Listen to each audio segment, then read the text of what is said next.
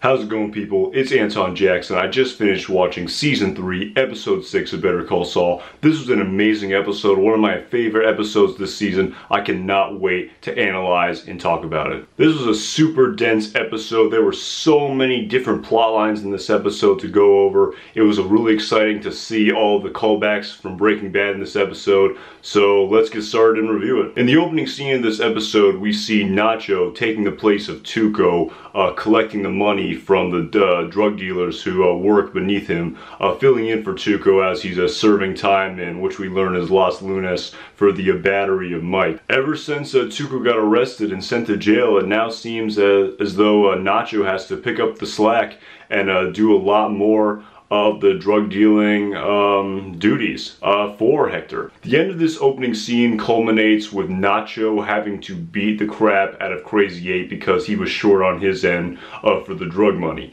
And originally it seemed as though Nacho was gonna let him go. Mostly just out of the kindness of his heart and no big deal. But when Hector makes the comment of who's working for who, he really understands that Hector expects him to put Crazy 8 in his place. He has to be accountable for his lack of drug funds. We initially see that Nacho, I feel like, is almost like a more of a pragmatist drug dealer, and he kind of just wants to let him slide and let him, you know, give him a second chance. So Nacho yanks Crazy 8 out of the parking lot, pulls him back into the kitchen, and beats the crap out of him. And I thought the scene was going to end right there, but after that, the intro scene flips to Nacho working in his father's shop. And he's sewing some upholstery in, for a car seat or something like that. And he's just going about the daily monotony of working in a normal store. And as he's sewing, the sewing machine gets caught in his hand and goes really deep into his hand. This should be an excruciating amount of pain that Nacho should be going through right now, but surprising to me, he's completely still and he doesn't react to it at all. I mean, any normal person would start to scream and once they realize there's a needle in their hand. But I think this scene is a really telling scene of Nacho realizing that he's maybe started to get in way too deep with the cartel.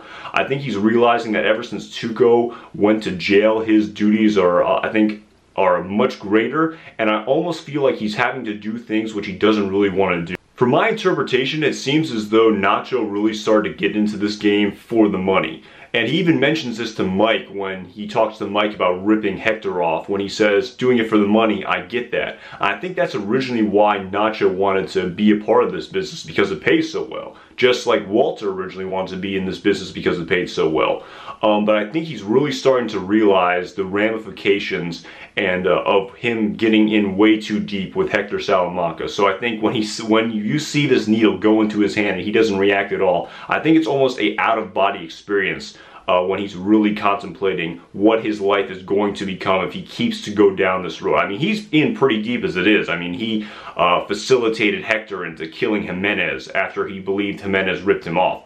But I really think when he physically has to start, you know, beating the crap out of Crazy 8, I think this is almost a moment for him to really think about his situation. It's a moment for some deep introspection into what his life is becoming, and we'll definitely see this plot progress as the episode unfolds. So in the first act of this episode, after the cold opening, we learn that Jimmy more or less beat the case and is only going to have to serve a 12-month suspension, is not going to have his law license completely revoked.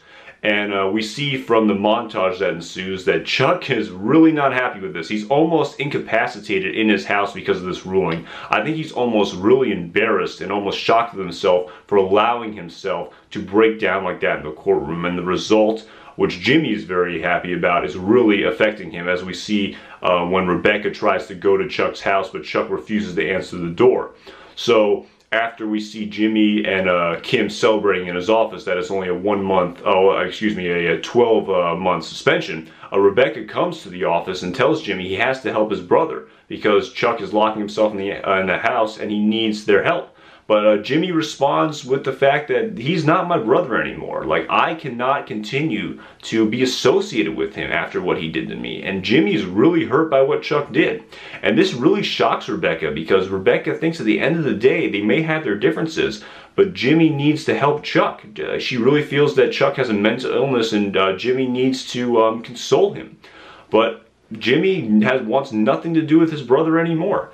And what Rebecca says to Jimmy after that really kind of speaks to what Chuck was saying all along, how Chuck was right about Jimmy and he really was not a good person. Now this is a really deep and a deep scene, which is up to, I think, the interpretation of the audience. I think this scene goes back to the whole chicken and egg argument between Chuck and Jimmy, of whether did Chuck cause Jimmy to turn this way, or did Chuck know all along that Jimmy was this way? This is the first scene in Better Call Saul where I think we start to see that more cold-hearted Saul Goodman emerge, because he really has no regard for his brother whatsoever. He says, he's not my brother. This isn't how Jimmy McGill would have responded in the previous seasons. He probably would have had more compassion for his brother. But I think these circumstances and this event really changed Jimmy, and I think this is the first episode where we really start to see Saul Goodman emerge, and we'll have more proof of that as the episode goes on. Because remember, Jimmy McGill is more or less a normal working class guy who's running a legitimate business with Kim at this point. But if we remember in season 5 of Breaking Bad, he insinuates that to Walter that he needs to send Hank on a trip to Belize right after he killed Mike. So this is going to be quite a personality change and quite a character development we're going to have to see from Jimmy McGill as he turns into Saul Goodman in the episodes and the seasons preceding this one. So it's going to be really interesting to see the Jimmy McGill turning into Saul Goodman plot, which we're going to see unfold as the seasons progress in Better Call Saul. In the following act, we briefly see Mike in this episode going to a sort of support therapy group with his daughter-in-law Stacy. This is the only scene which we see Mike in this episode. I thought this episode would be a little more Mike heavy. To tell you the truth, I thought this would be more Cartel heavy. There was a fair amount of Cartel in this episode, but more or less there was a large portion of this episode dedicated to Jimmy's plot line and his story going forward. After the scene of Mike attending the support group with Stacy, we see Howard go to Chuck's house to try to console Chuck. Howard's more or less able to console Chuck into having him believe that at the end of the day this was a victory for Howard and Chuck, because Jimmy won't be able to practice the law for 12 months and most likely longer. At the end of the scene, we see a very interesting scene when we see Chuck take the tape recorder out of his desk drawer and grasp the battery in his hand. And from what we see in Chuck later in the episode, it seems as if he's trying to get over this hypersensitivity to electricity. And quite an interesting mystery is revealed when Chuck leaves his house later in the episode and proceeds to make a phone call to a doctor at a payphone in the downtown area where he lives. So it'll be really interesting to see how that plot unfolds and what's going on with Chuck in this situation, and it'll be interesting to see if he's able to overcome this hypersensitivity. As we've seen the season progress, he's able to make improvements to it little by little, but it'll be really interesting to see if he can somewhat beat the disease completely, and we'll see how that affects the plot in Better Call Saul as a whole. Following this, we see some epic callbacks to Breaking Bad. We see some amazing settings reoccur and reemerge that we were really used to seeing in Breaking Bad. In the following act, we see the Los Pollos Hermanos distribution truck drive up to the industrial chicken farm, which we were very accustomed to seeing in Breaking Bad. During this drug deal, it seems as though Hector's men are flexing on behalf of Hector, trying to almost intimidate Gus in some capacity.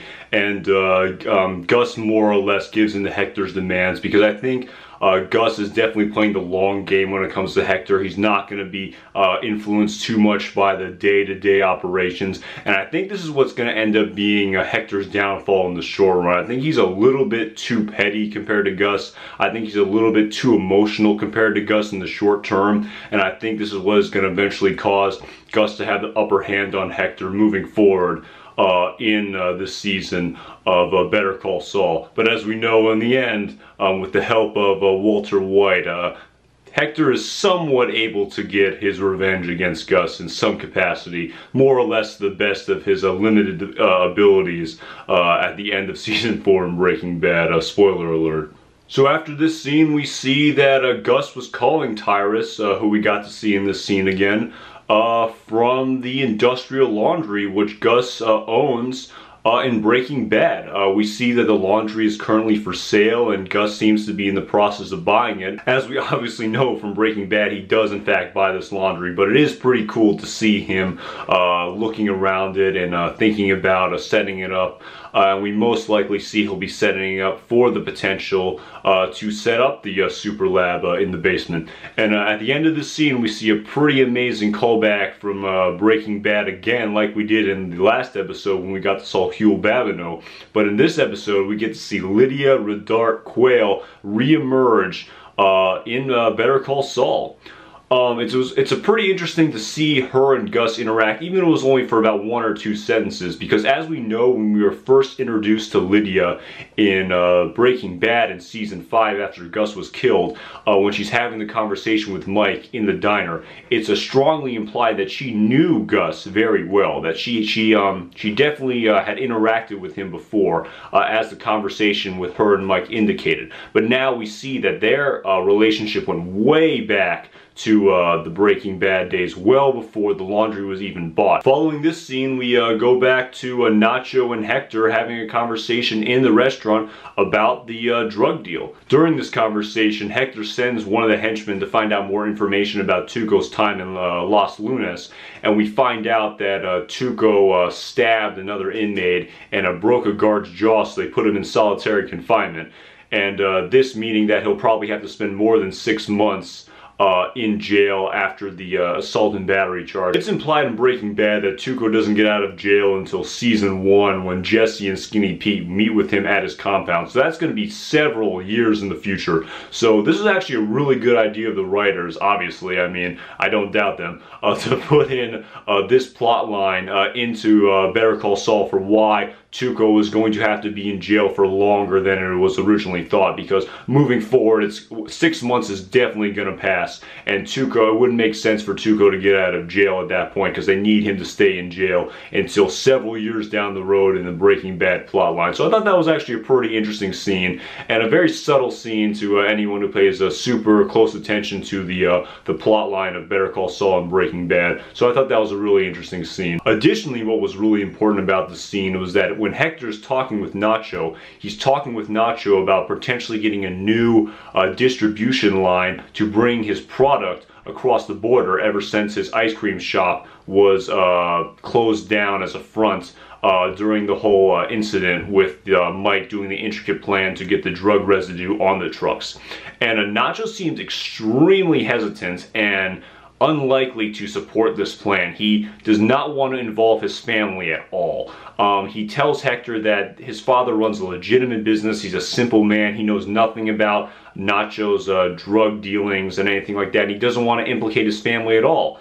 But Nacho is realizing that he can't say no to Hector. Look at what happened. Look what Hector does to people who cross him. Look what he did to Jimenez. He had the cousin shoot him in the face. So I think Nacho is definitely at a crossroads right now. And to tell you the truth, the intro scene after he beats up Crazy 8, when it goes to the fabric factory, we don't know exactly when that took place. That scene could have taken place after the conversation with Hector that we saw at the end of the episode. So that would make a lot of sense to why the needle was put into his hand and he didn't react to it whatsoever. So this is definitely an interesting scene because we see afterwards when Hector flies into the fit of rage after Tuco, he finds out that Tuco is going to have to serve more than 6 months in jail. One of the pills he's supposed to take for his ailments falls on the floor, and Nacho sees the pill and could tell him to take it and be like, oh, you need to take this pill because it's prescribed and it's going to hurt you physically if you don't take this pill. But he covers it up because I think secretly he wants Hector to become incapacitated, because he does not want his family implicated in this at all. He loves his father. He doesn't want to hurt his father whatsoever. Hector tries to entice him by saying, I'll make your father rich, but this isn't what interests Nacho. He doesn't want to hurt his family at all.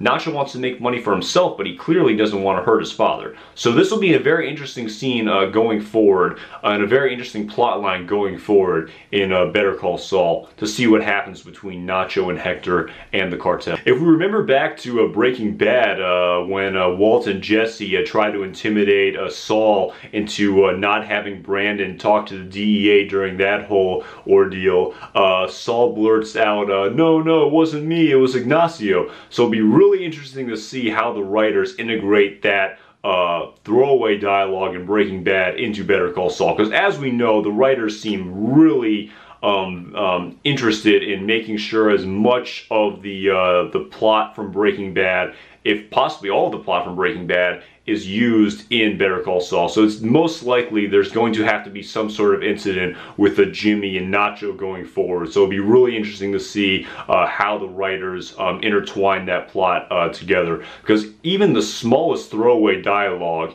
in like some of the deleted scenes that didn't even make the final cut of Breaking Bad, such as when Saul visits Walt in season 3 after the plane crash and Skyler kicks him out of the house. Saul mentions to Walt how he lived in the Beachcomber apartments where Walt was living at the time. And if we remember from the episode of Better Call Saul in the flashback, when Jimmy has dinner with Rebecca and Chuck in season 2, we remember that Jimmy said that he lived in the Beachcomber apartments when he first moved to Albuquerque after he moved from Cicero, Illinois, after the whole Chicago sunroof incident. So the writers seem to really be vested in keeping as much of the plot from Breaking Bad as possible in Better Call Saul. So I'm almost positive that there has to be some sort of plot between Jimmy and Nacho going forward, and it'll be really interesting to see when that happens. And I really think that this episode of Nacho really starting to realize that he might be getting in too deep, and it almost seems as if he's going to do something to potentially try to get out of the cartel and try to save himself and his family from this potential violence that may be inflicted on his family. So I think this episode is really laying the groundwork for that plot potentially moving forward. So in the very last scene of this episode, we see that Jimmy films a commercial, the first commercial, in his character as Saul Goodman. Just a brief recap of why he's making this commercial. He has a contract with the television station, which he can't breach, and he cannot air any more commercials for his law practice because he's banned from practicing law for 12 months, but he can't sell the airtime. But what he cleverly thinks of is he can sell his services to make commercials for people and then air the commercials for free. So it's a pretty genius plot that the writers thought up of for Jimmy McGill. And we see that in this commercial, he goes by the pseudonym of Saul Goodman for the first time. This is the first time we see that Saul Goodman character. And this character, which he's playing in this episode, is eerily similar to the Saul Goodman we see in the commercials from Breaking Bad, a very high energy character. And even many of the cuts we see in the commercial are done almost identically to the Better Call Saul commercials we see in Breaking Bad. And I really think that Saul probably put on the goatee and wore the sunglasses and the hat and used the false name, because I really don't think he wanted his brother or anyone who he's associated with the law realizing that he's doing this. Any the few ounces of respect that Chuck may have still for Jimmy would definitely go out the window, and also would definitely most likely ruin his reputation as a reputable lawyer in Jimmy's eyes. So I think that's why he decided to film the commercial in the disguise. But it was really interesting to see Kim's reaction to this, to say that, wow, the guy has a lot of energy. And it almost implied that this character is nothing like the character of Jimmy, which she knows so well. So it'll be really interesting to see moving forward this Saul Goodman character. It'll be interesting to see if in the next episodes Jimmy starts to go by Saul Goodman from the clients he meets through his advertising endeavors. But I'm really excited to see what happens in the last 4 episodes of Breaking Bad. It's crazy to think there's only 4 episodes left. There's only 4 hours left. It'll be really interesting to see what these episodes entail. and where the end of this season will leave us and what cliffhangers we'll be left with. So again, this was a super dense episode. There was just so many different plots going on. So many mysteries are now brought into the light. It'll be really interesting to see what happens in the episodes moving forward. And I can't wait for next week. Thanks so much for watching, guys. I really appreciate it. My name is Anton Jackson. Thanks so much for watching. See you guys next week.